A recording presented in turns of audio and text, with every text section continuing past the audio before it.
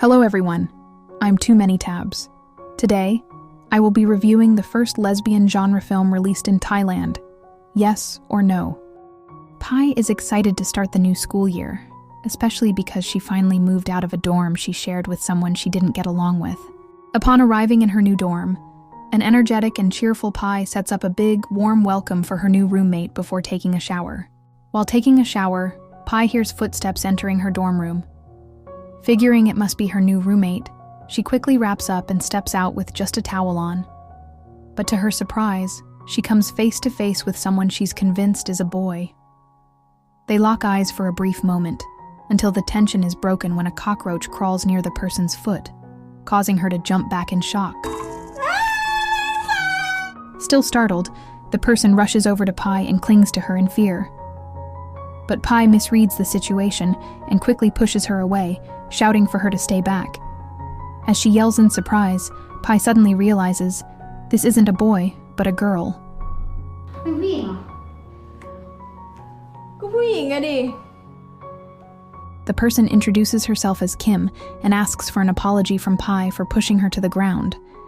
But instead of apologizing, Pai stubbornly blames Kim for the confusion, saying it's her own fault for dressing in a way that misleads people. She then accuses Kim of being a tomboy, something Kim denies. Unfortunately, Pai doesn't believe her, leaving Kim no choice but to prove she's a girl.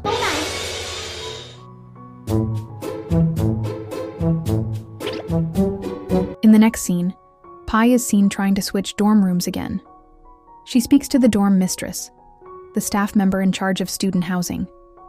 However, the woman looks confused, pointing out that Pai had just recently changed dorms because she didn't get along with her previous roommate. Frustrated, Pai insists she can't stay in her current room and demands a transfer, saying it's impossible for her to live with Kim.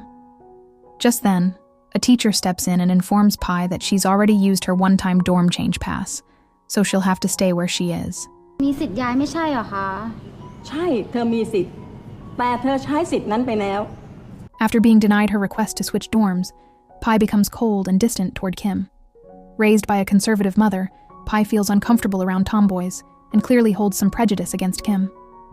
Wanting to avoid any interaction, Pai decides to split the room in half, literally. She grabs red duct tape and draws a line down the middle, making it clear that neither of them is to cross it. The next scene shows the girls doing their best to live together, but it's far from easy. They constantly clash over small things. Pai finds Kim too loud, while Kim struggles because Pai insists on turning off the lights at night, even though Kim is afraid of the dark.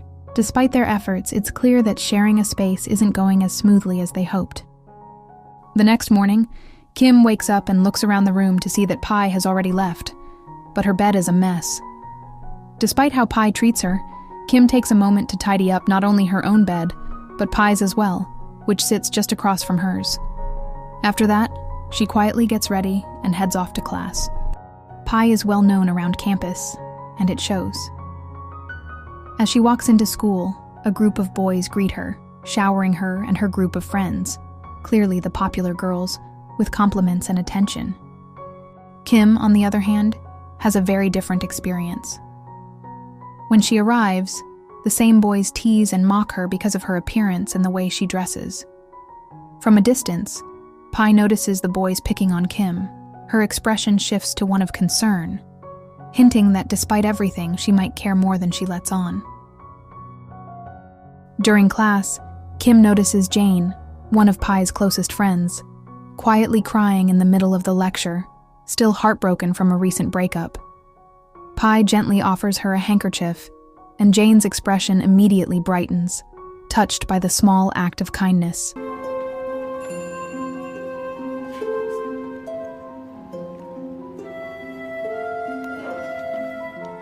In the next scene, Jane is seen holding the handkerchief Kim gave her, clearly head over heels. She excitedly tells Pai and their friends that she's fallen for a girl, someone who truly understands her. Surprised, Pai asks about her ex-boyfriend, the senior she used to date, but Jane admits she's moved on. Her new crush has completely changed how she feels. Pai tries to study but quickly gets irritated by Kim, who's playing a video game nearby.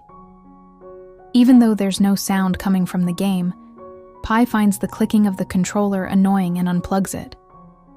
Frustrated, Kim says there wasn't any noise, but Pi snaps back, saying the sound of her playing is distracting. Before things can escalate, they're interrupted by Jane, who walks in and lights up at the sight of Kim. Pi steps outside with her, and Jane excitedly reveals that Kim is the girl she was talking about, the one she's totally into, and gushes about how handsome she is. Pi rolls her eyes and disagrees. Jane then asks if they can switch rooms, but Pi brushes it off and takes Jane back inside to properly introduce her to Kim. เราชื่อเจน เราชื่อคิม งั้นเราชื่อพายแล้วก็ไม่ได้เป็นสะพานให้ใครข้ามมาข้ามไปจีบก่อนนั้นด้วย Jane watches Kim closely, her curiosity piqued as she sees her carefully tending to a small plant. When she learns Kim is an agricultural student from a family of farmers, her interest only grows. Kim gently hands her the plant, casually calling it love at first sight. Jane freezes for a moment, eyes wide and a blush creeping onto her cheeks, completely mistaking the name as something meant for her. รักเราเหรอเปล่าชื่อต้นไม้ ยังกลับห้องถูกอยู่ไหมแก The next morning, Kim wakes up early and quietly makes some soup. A tired Pi barely acknowledges her and heads straight to the shower. But when she returns, she's surprised to see that Kim has left a bowl of soup out for her. Both girls have busy days. Kim spends hours working hard in her agricultural classes, while Pi focuses on her studies in fisheries and aquatic sciences. Though they share the same dorm, their daily routines and lifestyles couldn't be more different. While Pi is studying after school, she can't help but chuckle every time Kim makes the slightest noise. Kim quickly apologizes, saying she's trying her best to be quiet, but Pi smiles and tells her it's fine, showing a clear shift in how she feels toward her. Kim then offers Pi some of the spicy food she just cooked. Without much hesitation, Pi sets her books aside and joins her on the floor, warming up to the moment. ไงล่ะเจ๋งเปล่า Pi takes a bite of the roast chicken Kim made and is instantly impressed. Without saying much, she keeps reaching for more, clearly enjoying it. Her growing interest in Kim starts to show as she casually asks if Kim likes to cook. Kim smiles and says she finds it fun. Curious, Pi then brings up the plant outside their dorm. Kim explains that it's a vegetable plant. She prefers growing her own ingredients rather than buying them. In return, Kim points to the fish tank in the room and asks about the single fish swimming inside. Pi lights up, explaining her love for fisheries and aquatic science, going on about the different types of fish, especially the one in her tank. Kim then wonders if the fish ever gets lonely being by itself. Pi pauses, then replies that the fish is very particular about who it lets in. If another fish comes too close, it might even growl. The way she says it feels like she's talking about more than just the fish. Curious, Kim then asks Pi if there's any fish that look like Toms. โอ้ไม่รู้ฮะแต่ว่าปลาที่ชอบอยู่แบบเพศเดียวกันไม่มีนะ แล้วมีปลาที่ไม่ชอบปลาที่ดูเป็นทอมไหมอะ 2 ทีแล้วนะ ล้อเล่นนะล้อเล่นอย่าหน้างอคอหักเป็นปลาทูนะโอเอโอเอ A Pi is on the phone with one of her friends, unaware that Kim can hear her from across the room. Kim quietly listens as Pi admits that while Kim is a great cook, she's not sure how much longer she can live with her. Just the thought of her mother finding out about her sharing a room with a tomboy gives her goosebumps. She begs her friend not to mention anything to her mom. Kim's expression falls, hurt by what she hears. But before she can dwell on it, Jane arrives to return the handkerchief. สั่งขี้มุกก็ได้นะถ้ามี The moment is interrupted when Pi finishes her phone call and walks over, playfully teasing Jane and Kim for their lovey-dovey behavior. คิดถึงเขาอ่ะเต็ง Kim checks in with Jane, asking how the plant she gave her is doing. Jane admits it's been a bit difficult, but she's managing. Kim tells her not to hesitate if she ever needs help, then invites her to play a game. As the two start laughing and playing, Pi, who's trying to study, grows annoyed by the noise. But despite her irritation, she can't help but smile at how much fun they're having. พอดีเนาะอะไรไม่ใช่เพลงเกมเฮ้ย Some family friends of Kim's family arrive on campus to drop off some items for her aunt, who works at the campus cafe. They ask Kim to deliver them, but she's unsure where the cafe is. She turns to Pi for help, knowing she's familiar with the campus. But Pi, more focused on hanging out with her guy friend, brushes her off and gives Kim a few vague directions before hurrying off. Kim does her best to follow the directions Pi gave her, but as day turns to night, she ends up getting lost. Eventually, Pi finds her in the dark and asks why she didn't just ask someone to show her the way. Kim insists she doesn't need anyone to take her, then quietly asks Pi to do it. Pi agrees with a small smile, saying they're even now after all the roast chicken Kim made for her the other day. เยอะนะเนี่ยเยอะ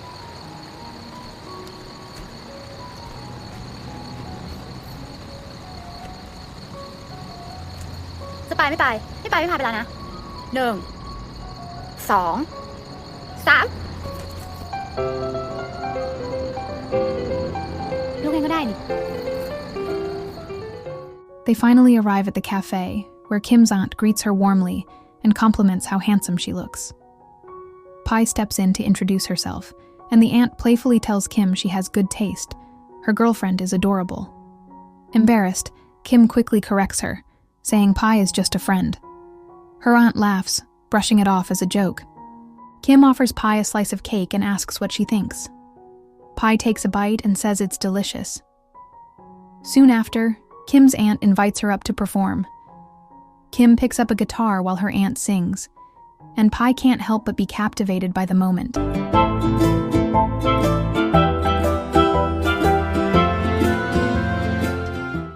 After the performance, they all sit together, chatting and enjoying more food. But when it starts to rain, Pi and Kim decide it's time to head back to their dorm.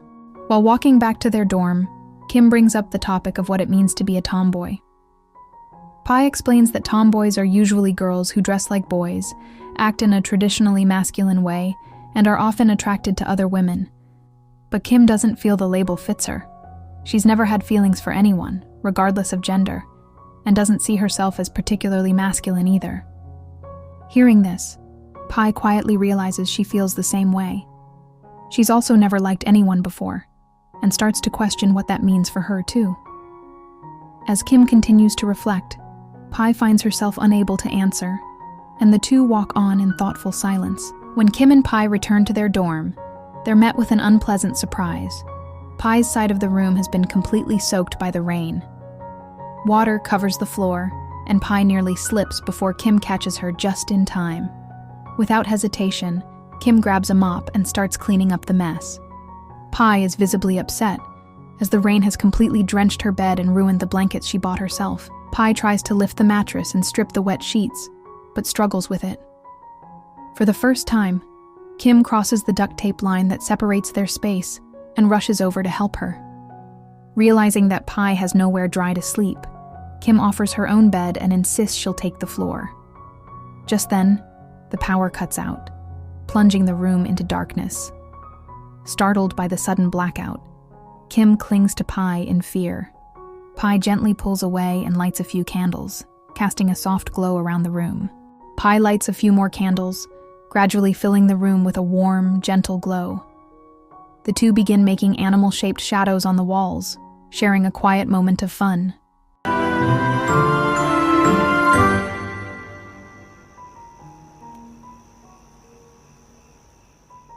Pi then hands Kim her ukulele and encourages her to play something. Though hesitant, Kim reminds Pi that she usually complains about the noise. But Pi assures her it's okay this time, and that playing might help calm her nerves. Still unsure, Kim admits she's not very good, but she strums a few chords anyway, and starts to sing softly.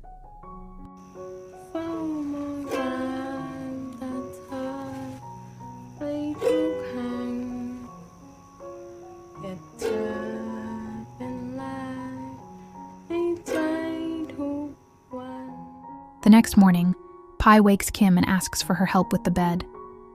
As they tidy up, the girls decide to push their beds together in the middle of the room, peeling away the red duct tape that once divided the space. With the barrier gone, their relationship shifts. They grow noticeably closer and more at ease with each other, and their bond with Jane deepens as well. ใครชอบน้ำจริงๆก็ชอบมันกับคุณที่สุดเลยชอบเวลาที่มันอิสระในน้ำมันนุ่มนวลเบาๆลอยๆบอกไม่ถูกอยากเลี้ยงมากเลยแต่มันลำบาก The next day at school, Pi, Kim, Jane, and their friends arrive together. But the same group of boys from before begins teasing Kim again, mocking her with a crude song about tomboys. This time, Pi steps in and defends her, boldly pretending to be Kim's girlfriend. She declares she'd rather date a tomboy than any of them.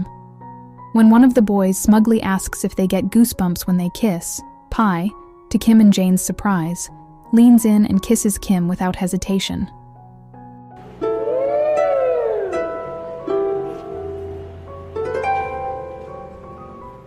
After school, Pi's friend Van arrives to pick her up, as her mother had arranged for them to have dinner together. Pi introduces Kim as her roommate, but Van quickly adds that he's Pi's boyfriend. Before leaving, Van tells Kim that Pi had mentioned what an amazing cook she is, complimenting her skills. He then heads off with Pi. As they walk away, Jane and Pi's other friend Boy gush about how lucky Pi is to have such a polite and handsome boyfriend.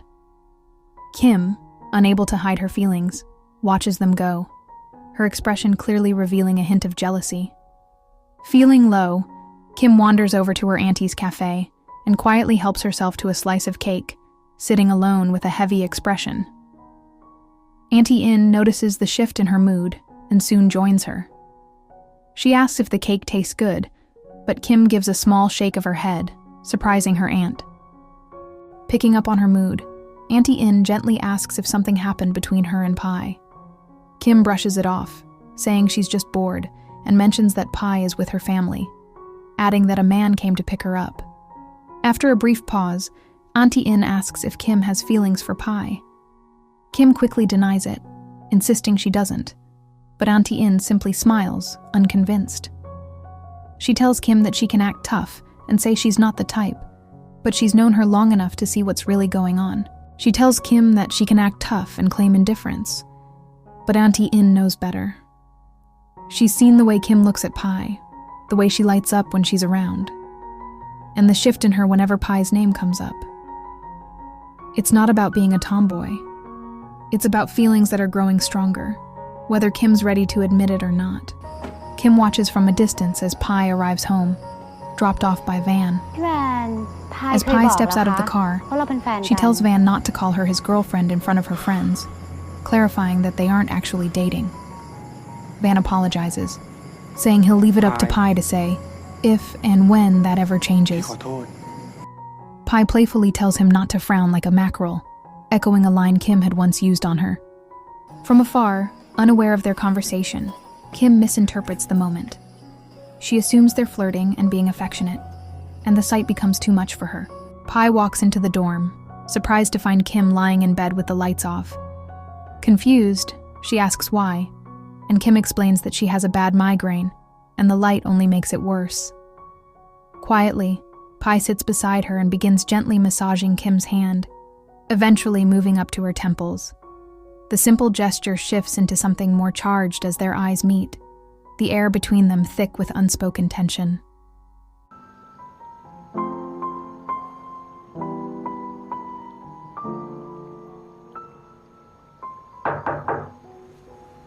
Their moment is suddenly interrupted by Jane, who enters the room asking if she can sleep with them.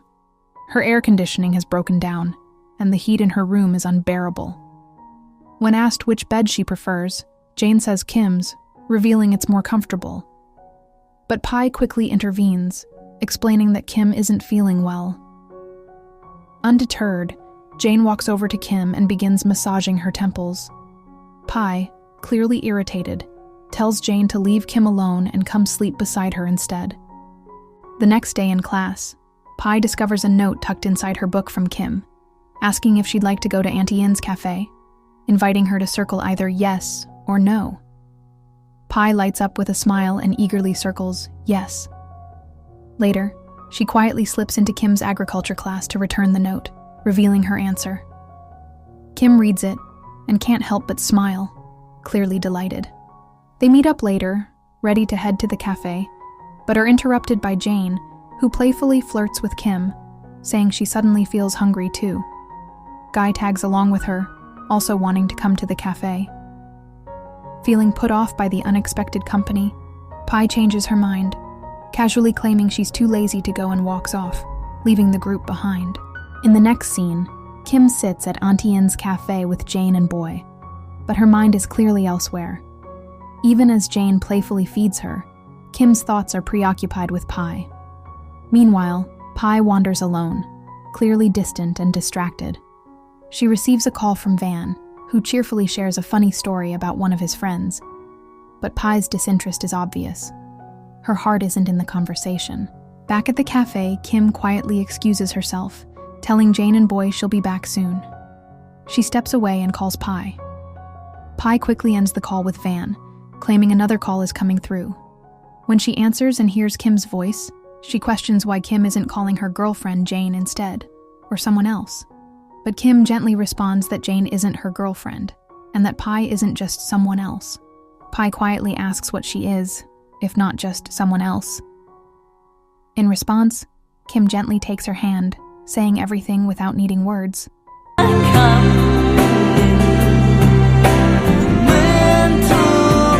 In the next scene, Kim and Pi lie side by side in bed. Kim quietly asks if Van is Pi's boyfriend. Pi responds by saying her mother once told her that when you truly like someone, it feels like hundreds of butterflies fluttering in your heart. But with Van, who's been a close friend since childhood, not even a caterpillar has stirred. After a pause, Kim hesitantly asks if Pi would still be her friend if she ever found herself liking a girl. Pi goes quiet, her eyes fixed on Kim, as if searching for something in her expression. For a moment, she doesn't respond. But when Kim offers her a small, hopeful smile, Pi slowly returns it, soft, shy, and full of unspoken understanding, as the distance between them continues to shrink. Their moment is interrupted by a knock at the door. Jane, once again asking if she can sleep in their room. This time, Kim and Pi exchange a knowing look and silently agree to ignore her. They quickly duck under the blankets, stifling laughter as they pretend not to hear, leaving Jane outside, calling out in confusion. The next scene shows Kim and Pi outdoors among the trees and grass, taking notes while Kim measures the trunk of a tree, likely working on a class assignment or field study. Growing tired and restless, Pi begins to lose focus. Noticing this, Kim gently takes her notepad, bag, and hand, suggesting they take a break and sit down for a while. Kim offers Pi some water, which she happily accepts. She then offers Pi a sandwich, but Pi turns it down, saying she's only in the mood for something sweet. Smiling, Kim pulls out a lollipop from her bag, instantly lighting up Pi's face. As Pi enjoys the lollipop, Kim teasingly asks for a taste. Pi hesitates, saying lollipops aren't something people usually share. But Kim gently replies that it depends on the kind of hearts people have. After a moment, Pi shyly hands over the lollipop she's been enjoying. Kim places it in her mouth without hesitation, leaving Pi flustered and speechless. Just then, a flutter of butterflies surrounds them. Kim looks around and remarks how many butterflies there are. Pi jokes that they must have escaped from somewhere. But Kim, looking at her, softly says they escaped from her mouth, because she's had butterflies in her stomach for a long time. In the next scene, Kim and Pi are getting ready to go out when they're unexpectedly interrupted by Van, who shows up with a bouquet of flowers and invites Pi to the cinema. Pi, clearly unimpressed, questions why he didn't call beforehand and tells him she already has plans to hang out with Kim. Just then, Jane arrives and notices the three of them together. Curious, she asks if she can join their outing. Van jokingly says she should ask Pi, since even he's not allowed to go. Caught off guard and feeling pressured, Pi reluctantly agrees, saying that both Jane and Van can come along. They all head to a market together, but Kim grows increasingly uncomfortable with how physically close Van is to Pi. At one point, Pi excitedly points to a fish tank and says she wants a fish, but Van brushes it off and offers to buy her ice cream instead, leaving her visibly unimpressed. Later, as they sit down to eat, Pi realizes she left her shopping bag behind. She and Jane go back to retrieve it, leaving Kim and Van alone. Taking the opportunity, Van coldly warns Kim that if Pi's mother ever found out she was spending time with a tomboy, she'd be furious, possibly even faint. He adds that her mother strongly disapproves of people like Kim. Van then firmly tells Kim that Pi doesn't, and will never like her that way. Hurt and humiliated, Kim gets up and walks away without saying a word. When Pi returns with Jane and realizes Kim is gone, panic sets in. She frantically tries to call her over and over, but gets no response, growing more anxious with each unanswered ring. In the next scene, Pi is lying on the bed, visibly worried. Eventually, Kim walks through the door. Relieved but upset, Pi scolds her for disappearing without a word and for ignoring her calls. Kim, frustrated, fires back, bringing up Pi's boyfriend, Van. The tension between them boils over, and the two get into a heated argument, finally confronting the complicated feelings they've both been holding back. พายจะได้อยู่กับแฟนพายไง ให้บอกอีกกี่ทีว่าพี่แหวนไม่ได้เป็นแฟนพายเล่ที่พูดงั้นได้ดูตัวเองบ้างไหมว่ากับเจนน่ะเป็นไงเดินตัวติดกันซะขนาดนั้นน่ะอย่าทำตัวแบบนี้นะพายไม่ชอบ คิมรู้แล้วคิมเป็นอะไรพายก็ไม่ชอบพายไม่ชอบคิม รู้ก็ดีรู้แล้วก็จะได้รู้ตัวไม่ต้องมาเรียกร้องความสนใจที่ไม่มีวันจะได้จากพายให้รำคาญกันไปเปล่า Kim storms out, slamming the door behind her. Left alone, Pi sits quietly on the bed, replaying the argument in her mind. Deep down, she knows neither of them meant the things they said. Her eyes drift to the bag Kim had brought back earlier. Curious, she opens it and finds a small jellyfish-themed item inside. The sight makes her pause. She remembers once telling Kim how much she loves water and jellyfish. Guilt washes over her, and her heart sinks even more. In the rain, Pi walks under an umbrella toward a nearby payphone, where she spots Kim standing alone. Approaching her, Pi gently asks what she's doing. Kim pulls out a slice of cake from under her shirt, which she had bought just for Pi.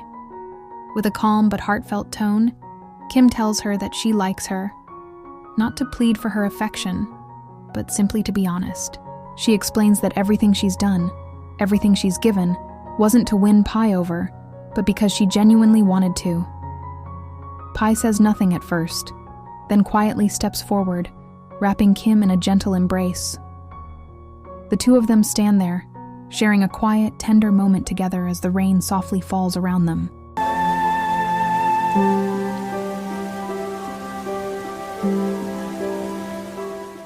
In the next scene, Pi gently helps dry Kim off from the rain. As their eyes meet, the moment grows heavy with unspoken feelings, and the closeness between them makes it difficult to pretend things are still the same. Unable to hold back any longer, they share their first kiss.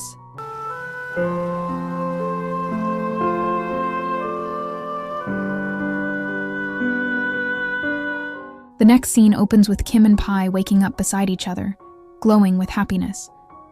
Their affection is clear as they share a gentle kiss, wrapped in the warmth of their newfound love.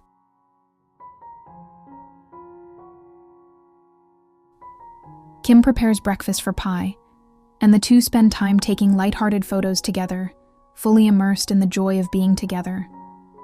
However, their peaceful morning is interrupted when Van calls to let Pi know that her mother needs her help with some family business. Pi asks for Kim's approval before going, and though Kim agrees, there's a hint of jealousy in her expression. Before leaving, Pi playfully warns Kim not to let Jane get too close. Their moment turns serious, as Kim gently reminds Pi about keeping their relationship a secret for now. Pi, clearly conflicted, admits she isn't ready for anyone to find out, despite Kim's quiet reassurances that there's nothing to fear. In the following scene, Kim sits quietly by herself at her auntie's cafe, looking distant and withdrawn. Her aunt casually places a slice of cake in front of her and tells her to try it. As Kim stares blankly at the table, her phone begins to ring. Jane is calling. Without a second thought, Kim declines the call, clearly not feeling up to talking. Pi is helping her mother load items into the car when her mom suddenly asks to visit Pi's dorm, eager to meet her friend. Caught off guard, Pi begins to panic and quickly tells her that her friend isn't there. She's gone back home. Growing more anxious, Pi tries to call Kim, but the call goes unanswered. Pi arrives at the dorm with her mother. Pi instructs her mother to use the bathroom as she mentioned on the drive home she needed to go toilet. While her mother uses the bathroom, Pi uses this as a chance to quickly hide and remove any evidence of Kim, as her mother would freak out if she ever found out. While Pi and her mother are spending time together in Pi's dorm, Kim unexpectedly arrives. Noticing Pi's unease and knowing how much she wants to keep their connection a secret, especially from her mother, Kim quickly switches to a sweet, innocent tone and pretends to be just a classmate, politely asking to borrow a textbook. Fooled by Kim's act, Pi's mother warmly insists that Pi hand over the textbook to her friend, which Pi does without hesitation. After Kim leaves, Pi's mother casually comments that she would have mistaken Kim for a boy if she hadn't heard her speak. She then begins expressing her disapproval of tomboys and that kind of lifestyle. Unbeknownst to either of them, Kim is still just outside the door, overhearing everything, and the hurtful words bring her to tears. The next morning, everything seems to have returned to normal. The photo board filled with memories of Pi and Kim is back on the wall, and Pi's mother has left. Pi gently cares for Kim, who's suffering from a migraine, offering her medication to help ease the pain. As Pi gets ready to leave for her exam, she reassures Kim that she'll return to have lunch with her. But Kim, still feeling unwell, insists that she likely won't be hungry and encourages Pi to focus on her afternoon exam instead. Pi gently places the sleeping blindfold over Kim's eyes and plants a few tender kisses on her before quietly heading out. Pi and Jane are studying together before their exam when Jane asks where Boy is. Pi explains that he'll be back once his exam finishes. Jane then asks about Kim, and Pi tells her that Kim is resting in bed with a migraine. Wanting to shift the topic, Pi suggests they go to the market together. Jane proposes inviting Van to help split the costs, but Pi dismisses the idea, saying that shopping with a guy is boring. While Jane is sitting her exam, she can't stop thinking about poor Kim and her migraine. As soon as the exam ends, she decides to visit her. Without saying a word, Jane quietly sits beside Kim, who's still lying in bed with her sleep mask on, and gently begins massaging her temples. Kim, unaware of who it is, assumes it's Pi. Moments later, Pi enters the room, and though it's all just a misunderstanding, what she sees leaves her completely stunned.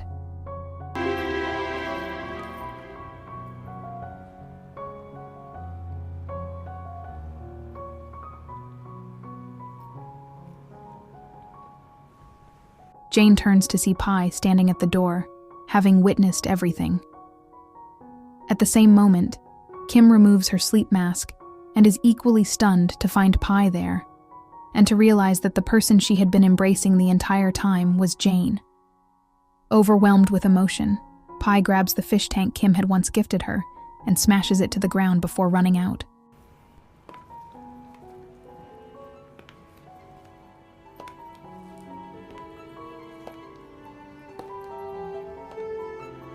Kim quickly tries to go after her, but Jane, still unaware of the situation, grabs her arm, urging her to stay, and asks if she and Pi are hiding something.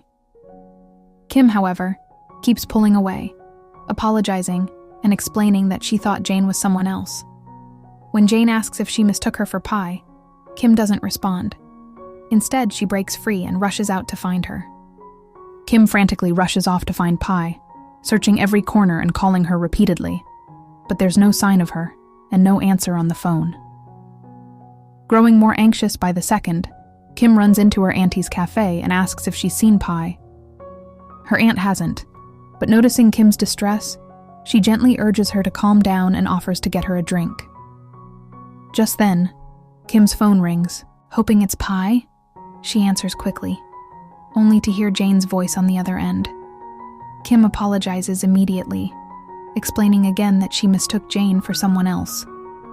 Realizing the truth, Jane's tone shifts as the weight of Kim and Pi's relationship hits her. Hurt and heartbroken, Jane threatens to expose their secret, warning Kim that she'll regret ever hurting her. เสียใจนะที่คิมทำแบบนี้กับเจนอะ Kim's aunt returns with a drink, but before she can hand it over, Kim rushes out in a panic. In the next scene, Jane is alone, visibly distressed and holding a razor, on the verge of harming herself. Just in time, her friend Nerd intervenes and stops her. Moments later, Kim arrives, breathless and concerned, rushing to Jane's side. Still heartbroken, Jane looks at Kim and asks why she doesn't see her as someone good enough to love. Kim gently disagrees, telling Jane that she is a good person, kind and caring, but explains that love isn't something that can be forced. She says that if love were simple, everyone in the world would be happy and fulfilled. She uses their situation as an example. Jane loves her, but her heart belongs to Pi. Jane quietly pleads with Kim to choose her instead, asking her to stay. Kim softly replies that she can stay, as a friend, but nothing more. Jane nods through her tears, admitting that she already knew, and that knowing doesn't make it hurt any less. Kim comforts her, sitting beside her in quiet support. In the next scene, Pi is at home, quietly crying in her room. Her mother enters with a soft expression and offers her a glass of milk, concerned by how long Pi has been upset. She sits beside her, gently encouraging her to open up. Pi hesitantly asks if her mother would be upset if she didn't love Van in that way. Her mother says she wouldn't be angry and just assumed they were close because they spend a lot of time together. Pi then quietly adds that if the person she loves is a woman, would her mother be ashamed?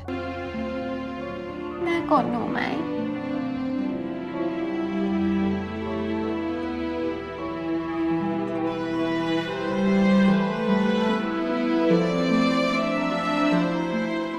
In the next scene, Kim arrives at Pi's house, looking nervous but determined. She politely apologizes to Pi's mother and says she has something important to confess. Meanwhile, Pi quietly steps out of her room and sits at the top of the stairs, listening to every word. Kim explains that the other day when she came to borrow a textbook, she wasn't being honest. She admits that she's actually Pi's roommate and not just a classmate. Kim then bravely confesses that she has feelings for Pi and asks for her mother's permission to be with her. She says she understands that Pi's mother doesn't like girls who dress like boys, something her mother confirms without hesitation. But Kim still pleads for her acceptance, saying her feelings for Pi are genuine and sincere. หนูอยากจะขออนุญาตคุณนาคบกับพายค่ะ Van, who had entered the house earlier, overhears everything from nearby, just as Pi continues listening from the stairs. Pi's mother responds coldly to Kim, asking what kind of answer she expects. She says that she cannot accept what she calls abnormal relationships and doubts that something like this could ever last. Kim, holding back her emotions, tells her that she's serious and her feelings are sincere. Pi's mother then says that if Kim is truly serious, they'll see whether Pi feels the same. She calls Pi down, asking if she's heard everything her friend just said. When Pi and Kim finally lock eyes, Pi quietly apologizes to her mother and asks if they can talk about it another time, not yet ready to face it all. Pi's mother insists that she wants to hear the truth, but Pi quietly replies that it's nothing. The word stings, not just for Kim, who looks heartbroken, but for Pi herself. Deep down, she doesn't mean it, but fear holds her back from saying what she truly feels. Pi quietly apologizes to Kim, and though heartbroken, Kim nods and says she understands. Before leaving, she gently tells Pi she's truly sorry for what happened earlier, that she genuinely didn't know it was Jane, because she was wearing a blindfold, something even Pi had known. As Kim walks out of the house, Pi can no longer hold back her emotions and breaks down in tears. Kim and Van come face to face at the doorway. Just before leaving, Kim quietly tells Van to take care of Pi for her. Kim walks home, heartbroken and defeated, each step heavy with sadness. At the same time, Pi is just as broken, hurt by her own actions and overwhelmed by the pain of losing Kim. Both are left with aching hearts, wishing things had gone differently. Without each other, life becomes deeply lonely and painful for both of them. They miss one another terribly, but remain heartbroken and distant. Kim returns home for a while and opens up to her father, finally telling him everything that happened. He listens and comforts her. Meanwhile, Pi stays behind at the dorm, feeling the weight of Kim's absence every day. She notices that the message she once wrote on the mirror for her roommate has been quietly replied to by Kim, and seeing it makes her even sadder. As the scenes shift, it's clear that both Kim and Pi are struggling, caught in the heartbreak, crying often, and constantly thinking of each other. One day, Pi discovers a butterfly-shaped letter tucked inside her pencil case. She carefully opens it and realizes it's from Kim. In the letter, Kim writes that she hopes Pi will one day find the courage to look people in the eyes without fear, and that, when the time is right, Pi will be brave enough so they can spread their wings and fly together. Pi decides to travel to Kim's house, determined to make things right. When she arrives, she runs into Kim's dad. She politely greets him and asks if she can have permission to speak with Kim. Recognizing her name, Kim's father gently tells her that Kim talked about her often, and that she's been unable to sleep or eat because of everything that happened. With a kind smile, he tells Pi he's glad she came, even calling her cute, before leading her to where Kim is. Pi spots Kim walking in the distance, and their eyes meet. She approaches Kim and gently, playfully scolds her for not taking her girlfriend's photo with her. But Kim's expression is still hurt. Pi's smile fades as she softly apologizes, admitting that she was afraid of what people would say and how her mother would react. She adds that she's still scared, but what scares her more is the thought of losing Kim. With teary eyes, she asks if it's too late. When Kim doesn't respond, Pi takes it as a sign and begins to walk away. But just as she turns, Kim grabs her from behind in a warm back hug. She holds Pi tightly and reassures her that it's okay. The two reconcile in a heartfelt embrace, both overwhelmed with emotion. For the first time, Pi has chosen to stand her ground, not just for love, but for herself. And the film ends.